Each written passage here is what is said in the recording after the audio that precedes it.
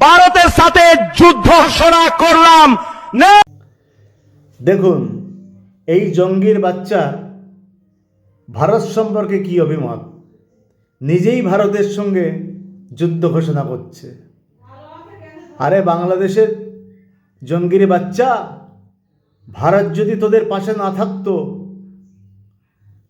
বাংলাদেশ মানচিত্র থেকে মুছে যেত। ভারতের দয়ায় তোরা আজ বেঁচে আছিস। ভারতের শক্তি সম্পর্কে তোদের কোনো ধারণা নেই।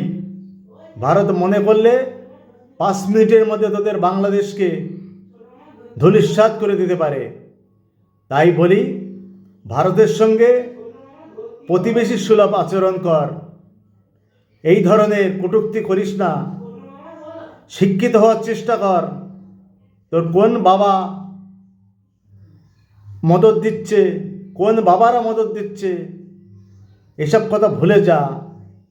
তা নাহলে তোদের মতন বাংলাদেশের শায়েস্তা করতে ভারতের বেশি সময় লাগবে না।